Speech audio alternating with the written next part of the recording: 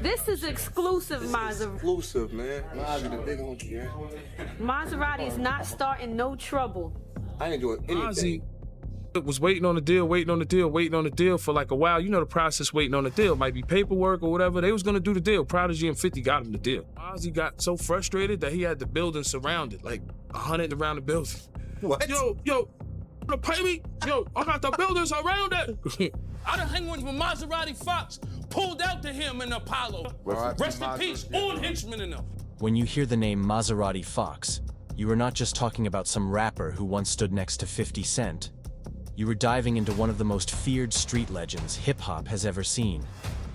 His name wasn't just whispered in Queens. It carried real weight, the kind of weight that made grown men nervous. Long before fans saw him linked up with G-Unit, Fox's story was already stamped into the concrete of South Jamaica, and it was anything but ordinary. Because Mozzie he's a king manipulator. So, he'll take a nigga just got beat up, probably not like that. He'll take that for 2 weeks. Now this got an AK. This was a man who built his name through flashy music videos. Fox lived and breathed the streets in a way that gave him a reputation as untouchable. He was the same guy who once pulled a gun on Jimmy Henchman in broad daylight. The same man who took 21 bullets and still walked away alive. That survival alone turned him into a myth in Queens, and soon after, into one of 50's most dangerous right-hand men. This was no studio gangster.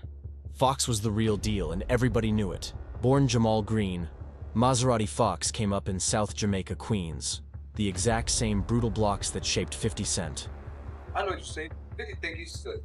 50 don't want Fox to rap. 50 want Fox to kill his fight. You know you're a dumb out. You don't get the money. That starts stamping. They weren't just industry allies. They were kids running the same streets long before fame or rap money even came into the picture. Their bond went way back, and Foxy's name was carved into the hood, his history long before the spotlight ever hit him. But let's clear something up. Fox wasn't just a catchy stage name. It wasn't some marketing gimmick. That name was earned. Story goes, 2 guys tried to rob him for his chain one day, but only one of them made it out. Say that you trying to glorify that, though. Glorify what? Kill him? Being locked up. What? The other walked away with what's called a $150, a vicious slice across the face, from ear to jawline, deep enough to require 150 stitches. That scar didn't just change a man's face, it turned Fox into a legend. His reputation became untouchable from that day forward, and the streets made sure his name stuck. Because Mozzie he's a king manipulator. So, he'll take a just got beat up, probably not like that. He'll take that for 2 weeks. Now this got an AK. The Maserati part? That came later. And it wasn't self-made either. It was 50 Cent who gave him the full title. During a studio session with Stack Bundles, 50 cracked a slick line. Maserati Fox, fresh out the body shop. That's the Queens thing. When I say that, it's like, nah, that's a dumb out thing. Oh, dumb out. Okay. You hear like Yo G's, all that stuff in Queens, that's from Mozzie. I told you, pull the strap out in the Apollo. Like with Jimmy Henchman, pull the strap out. What you wanna do, no? Stuff. He got the hammer out. And just like that, the nickname became official. Fox ran with it, and the identity matched his lifestyle perfectly. Flashy, fast, and dangerous. But Fox wasn't only about tough nicknames or scars. He was about a mindset. While most rappers exaggerated their street credentials, Fox never had to. He had already lived it. In one interview, when asked if he thought being locked up was something worth glorifying, Fox didn't hesitate. He snapped back with, "Who wouldn't?" That answer shook people because it wasn't an act. It's Fox, right? I'm like, what's up? He was like, where you at? What you doing? You know, he always on 100, right? I'm like, nah. I'm like, yo, I'm shooting this video. Nah, I'm tripping. You tripping. Hey, you in Jimmy Henchman's hood. He wasn't pretending. He meant it. Those close to him knew Fox wasn't just muscle. He was sharp, calculated, and manipulative when he needed to be. Tony Yayo himself once described him as a strategist, even a king manipulator. Fox had the rare ability to take regular people and mold them into soldiers. He could see angles others missed, play the game like chess, and always find ways to flip the board in his favor.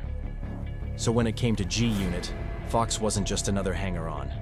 He was the embodiment of where the crew came from, a walking, breathing reminder of the raw Queens streets that birthed the empire. Officially signed to 50 in 2007, Fox looked like he was about to become a star on wax as well. But within a year, he was gone, dropped from the label without ever releasing a full album. Even so, his legend never faded, because Fox's story was never really about music. It was about fear, survival, and power. By 2005, Maserati Fox wasn't just a name floating in the streets. He was a movement that everybody felt. And I remember this thing pulled up like it was a caravan. I forget how many cars it was. In my mind, there was 1,000 cars. But, you know, how many ever cars it was. I remember he pulled up and was like, so I get in the car. Even before the official G-Unit deal came into play, Fox had already set up his own empire in the making. G-Unit Dumb Out. It wasn't just a clique, it was a full-blown crew and a label complete with mixtapes flooding the blocks, hood branding stamped everywhere, and even a southern expansion when most New York rappers were too scared to leave their boroughs. Fox was already thinking bigger, moving different, and proving he could lead a wave of his own. When Fox explained his style, he summed it up cold. Pretty thug style, but blow you out slug style. That wasn't just rap talk, it was his reality. He had that magnetic charisma that could charm people into his circle, but if push came to shove, he had no fear about getting violent. That duality is what made him stand out, and it's why people didn't just respect him, they feared him. Damn, Rick Ross is still in my life. He's a cop. The love of the cop is a fool. Only fan Rick Ross right now is supposed to have is a cop. Among the G-Unit circle, Fox carried a reputation as one of the most authentically dangerous men in the mix. Not just talk, not just music, dangerous for real. And if you bring up the infamous G-Unit versus Jimmy Henchman feud, the war that spiraled into one of the bloodiest, deadliest conflicts hip-hop ever witnessed, you can't leave Fox out. He wasn't hiding behind the curtain. He was front and center, a frontline soldier for 50, willing to risk everything in that storm of bullets and betrayal. One of the wildest and most legendary flashpoints of that beef went down at the Apollo Theater in Harlem. Picture this. The place was packed, tension thicker than smoke, and in the middle of it all, Maserati Fox made his move.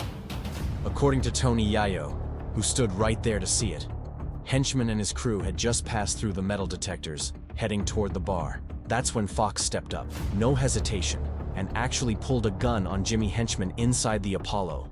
Mozzie, the was waiting on the deal for like a while. You know the process waiting on the deal. Might be paperwork or whatever. They was gonna do the deal. Prodigy and 50 got him the deal.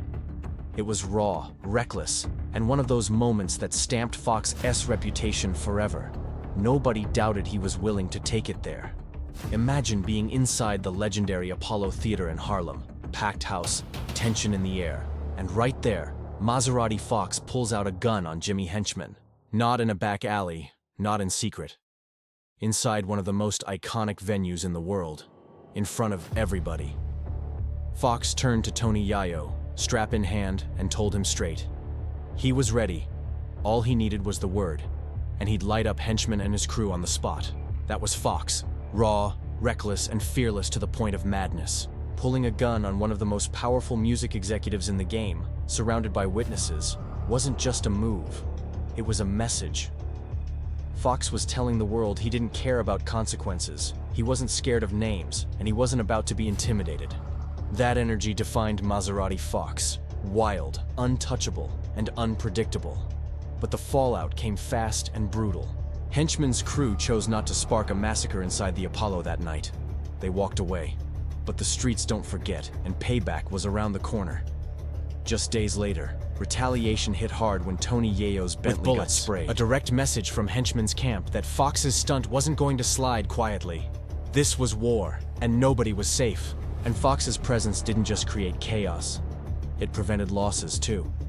Mozzie got so frustrated that he had the building surrounded, like 100 niggas in the building. What? Yo, pay me! Yo, I got the building surrounded! And the owners of the Volsonic, they was like, yo, Mozzie got the building surrounded. They call him 50 like, yo, I don't know what's going on. Whatever, I don't know what 50 said. And Mozzie f***ed up the deal. They called the police, pressed charges. And take the story of Hot Rod, one of the rappers signed to G-Unit back then. Hot Rod was filming a video in Brooklyn, clueless that he'd walked straight into enemy territory during the height of the G-Unit versus Henchman war. Suddenly, he got a call from Fox. Fox didn't sugarcoat it. He told him flat out, "You're not safe out there." Minutes later, it looked like a movie scene.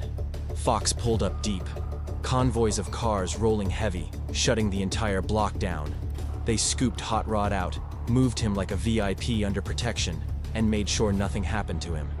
That was Fox's style. Loud, forceful, and impossible to ignore. And he wasn't just a man of action. He was a man of words, too. If Fox had a problem with you, you weren't going to miss it. Whether it was in interviews, on records, or face-to-face in the streets, he spoke his mind without filters. He thrived on confrontation, and that's exactly what made him so feared, even within his own circle. When 50 Cent went head-to-head with Rick Ross, Maserati Fox didn't sit back. He dove straight into the fire. He started throwing shots at Ross without hesitation, and even dissed Queens rapper Young Dice in the process. 100 motorbikes did. And it was the push start 300 cc's. Then broke ribs. I remember Mozzie foot came off. That was crazy. Wait, his foot came off? The bottom of his whole foot was off. And then, you know, everybody's tough until they hurt, till bones is broke. So it was just funny because Mozzie's whole foot came off and, you know, ambulance came and they was like, "We're about to put alcohol in." And Mozzie was like, "G-Unit." Fox thrived on chaos. And when beef popped off, he never thought twice about stepping right into the middle of it. The same thing happened with Domination, another Queens figure who wasn't about to back down. Their tension escalated so heavy that when the two finally agreed to sit down and squash it, both sides showed up strapped with guns, ready for it to go left at any second. That's how real it was. Fox moved like every meeting could end in war, and that energy followed him everywhere. And then there was Lord Tarek. Their back and forth turned into a full-on battle of diss tracks, no holding back. Fox wasn't ducking smoke from anybody. If there was an issue, he said it, loud and clear, and he didn't care who caught feelings. That's why his name kept ringing out. He lived unfiltered, always ready for confrontation. One of the wildest examples of Fox's reckless reputation came during a $1 million business opportunity. The deal, brokered by 50 Cent and Prodigy of Mobb Deep, was supposed to run through a company that specialized in distributing music worldwide in different languages. On paper, it was massive. Money, reach, respect, all lined up. But Fox's patience was paper thin. Frustrated with delays and feeling like he was being played, he decided to settle it the only way he knew, through intimidation. Fox rolled up to the company's building with nearly 100 men deep, shutting the entire block down. Witnesses say it was like an army, Fox at the front screaming about how he hadn't been paid. The chaos got so wild that police were called, charges were pressed, and just like that, the $1 million deal vanished into thin air. One reckless move, and a golden opportunity was gone forever. But not all of Fox's wild stories were tied to beef and business. Some came from right inside 50 Cent's mansion. Fifth had every toy you could imagine. Cars, bikes, dirt bikes flying through the property non-stop. Fox loved it as much as anyone, but the fun didn't always end well. One crash left him with a serious foot injury, a reminder that even off the streets, Fox's life was dangerous at every turn. You can't talk about Maserati Fox without peeling back the layer most rappers only fake, the criminal history that made his name echo through Queens. For Fox, it wasn't just a list of charges on a dusty rap sheet.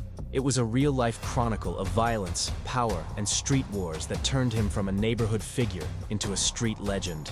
This story doesn't start with G-Unit or a shiny chain. It stretches way back. To understand the man Fox became, you've got to rewind to July 7th, 1998, deep in Jamaica, Queens, outside the infamous Baisley Park houses. That night lit the fuse for one of the darkest chapters in his life, a night that would define his reputation forever. The setup began in a cab. Lloyd, a local taxi driver who had picked Fox up many times before, pulled up with 3 of Fox's men piling into the back seat. Fox himself slid into the front like he owned the ride. At first, it seemed like just another trip through the blocks. But then Fox started giving directions. First to 169th Street, then to Guy Brewer and Foch. Each stop had purpose. Each stop raised the tension. At one point, Fox jumped out and confronted a group of guys on the street. Witnesses later recalled him gesturing wildly, locked in a heated argument with one man in particular. The energy was pure hostility. No middle ground. An armed assassin wearing a black ski mask suddenly pulled up and then riddled a white SUV with numerous bullets as it waited at a stop sign. Detectives say the intended target, Jamal Green, a.k.a. Maserati, once part of the group G-Unit, was fatally shot once in the torso. He staggered out of the car and then fell dead in a nearby driveway. When Fox climbed back into the cab, his mood had shifted from cold to explosive. He snapped at his crew with rage in his voice. "They violated me! That dude dissed me! Pop that dude! Kill everybody!" That order sent chills through the car. His associates, Leon and Andy, didn't hesitate. They jumped out, guns in hand, ready to unleash Fox's fury on the block. And then chaos broke loose. Gunshots tore through the night air, echoing across Baisley Park. Lloyd, the terrified cab driver, ducked low in his seat, too scared to even raise his head and see who was firing. All he could hear was the relentless crack of bullets flying, the screams in the distance, and the realization that he was trapped in the middle of a violent eruption he'd never forget. Picture this: gunfire fades, smoke still in the air, and two men, Leon and Andy, come sprinting back to the cab, adrenaline surging, guns still hot in their hands. They jam themselves inside, one of them pressing a pistol to Lloyd's head, barking orders. The terrified driver had no choice but to slam the gas, blowing through a red light in pure panic, desperate to get them out before cops or enemies closed in. But the damage was already irreversible. On that same block, Curtis Scott, just 21 years old, was struck in the head by a bullet. He collapsed instantly, dead before he even hit the pavement. Another young man, Jamal Etheridge, only 23, was hit in the chest, fighting for his life as chaos ripped through Baisley Park. And then came the heartbreak that cut even deeper. Curtis Scott's own brother, Jamal Scott, came running from a nearby building after hearing the gunfire, only to find his brother's lifeless body lying on the ground. That moment scarred him forever. When Jamal Scott later testified, his words hit heavy. He said he saw Fox give an order to one of his men, telling them to get Mel, referring to him directly. It was the kind of detail that painted Fox not just as a participant, but as the one orchestrating the violence. The families were shattered by grief, but in the courtroom, things played out differently. Fox walked away without a murder conviction, even with his name stamped all over the testimony. By 2001, years after that bloody night, Fox was convicted only of criminal possession of a weapon tied to the case. He served 4 years in prison, a sentence that many said was nothing compared to the devastation left behind. To some, it looked like he had slipped through the cracks of justice. But even if the law couldn't bury him, the stain of that night clung to him like a shadow he could never outrun. And here's the twist: prison didn't break Maserati Fox, it sharpened him. Every stretch behind bars was like another round of evolution, another layer of connections, another chapter in building his power. During his federal bid from 2003 to 2004, Fox ended up sharing a cell with none other than Peter Pistol, a link that would deepen his reach in the underworld even more. Inside prison walls, Maserati Fox made a move that would change his entire story forever. He crossed paths with Pete Rollick, the feared leader of the S-Money murder set, one of the most violent, ruthless, and organized blood sets in New York. Pete confided in Fox, opening up about cracks in his empire, betrayal among soldiers, and chaos tearing at the structure. Fox, always sharp, didn't just hear it. He absorbed it, studied it, and adapted. By the time Fox hit the streets again, he wasn't just running with his old neighborhood crew. He had officially pledged allegiance to S-Money murder, repping the set from inside the Metropolitan Detention Center in Brooklyn. That wasn't just a casual affiliation. It tied him to an enterprise knee-deep in murder, drugs, and control. Fox had gone from rapper with street ties to full-blown soldier inside one of the heaviest crime syndicates New York had to offer. And through it all, Fox had a reputation for surviving situations that would have killed anybody else. They didn't call him a fox for nothing. Tony Yayo once explained that it wasn't just because he was slick. It was because no matter how many times people tried to kill him, he kept slipping away, as if he was truly untouchable. The legend of Fox surviving 21 bullets wasn't rap folklore. It was rooted in real bloody encounters. One story goes that a man who owed him $10,000 decided to set him up. Instead of paying, the man lured Fox into a car and unloaded bullets into him at point-blank range. Fox took multiple shots, bleeding out. but he fought back like a demon. He wrestled the gun away from his own shooter while bullets were still flying, turning the scene into something out of a gangster movie. And that wasn't his only brush with death. Fox claimed he was shot 12 times in one attack, and later, in 2005, fresh out of prison, he survived yet another ambush during a dice game gone wrong. Detectives say 3 other people inside the car were also wounded, 2 22-year-old men, 1 shot. 2 known gunmen opened fire on him, and somehow Fox walked away again, scarred but alive. Every survival added another chapter to his myth, making him sound less like a man and more like an urban legend. But survival came with a price. The violent life Fox embraced didn't just orbit around him, it bled into the lives of those closest to him. In 2010, tragedy struck hard when his close friend and affiliate, Gregory G. Baby Brown, was. The violence that followed Maserati Fox didn't just touch him, it tore through the people closest to him. In 2010, his close friend and affiliate Gregory G. Baby Brown was shot and killed in Queens. G. Baby had just finished headlining a concert for Fabulous when gunfire erupted. 3 bullets ripped into his back, leaving him dead. To make it worse, reports later claimed that club bouncers moved his body just so Fabulous and his entourage could exit without being caught in the chaos. The case was never solved, leaving a cloud of suspicion and bitterness hanging over the city. But the pain didn't stop there. In May 2013, while Fox himself was locked up on an assault conviction, tragedy struck his own home. His 14-year-old stepdaughter, Daja Robinson, was riding a city bus after a Sweet 16 party, just a normal kid on her way home, when a stray bullet smashed through the window and struck her. She died instantly, innocent and caught in the crossfire of a gang feud she had nothing to do with. The streets showed no mercy, and this time it hit Fox in the most personal way possible. Even behind bars, the loss crushed him. But in the middle of grief, his brother-in-arms 50 Cent stepped up. Fifth made sure Daja's funeral carried the honor she deserved, even paying for the horse and carriage that carried her casket. "I didn't forget where I came from," 50 said. "I came through for baby girl. She was innocent and didn't deserve to die like that." Those words hit heavy, showing loyalty runs deeper than music when families are shattered by bullets. While serving his last prison sentence in 2013, Fox even tried to take his pain and transform it into art. He penned a novel titled The Game Don't Change, a gritty piece of street lit rooted in the hustling and drug-dealing world of Queens. For once, the world saw Fox trying to speak instead of fight, reflect instead of destroy, turning his scars and survival into storytelling. It was a rare glimpse of a man trying to evolve beyond the violence. Then came December 20th, 2013. After serving 2 years for attempted assault, Fox finally walked out of prison and returned to Queens, staying with his girlfriend, just blocks away from the very streets that made him and, ultimately, would take him. In one of his last jailhouse interviews before release, Fox sounded different, optimistic, even hungry for change. "I'm ready to get the money and get the business," he said. For once, it felt like maybe Fox was about to turn the corner. But the streets don't forgive, and the streets don't forget. As much as Fox wanted a fresh start, the shadow of his past loomed close. And just weeks later, in January 3rd, 2014, barely 2 weeks into his freedom, the streets finally came to collect on Maserati Fox.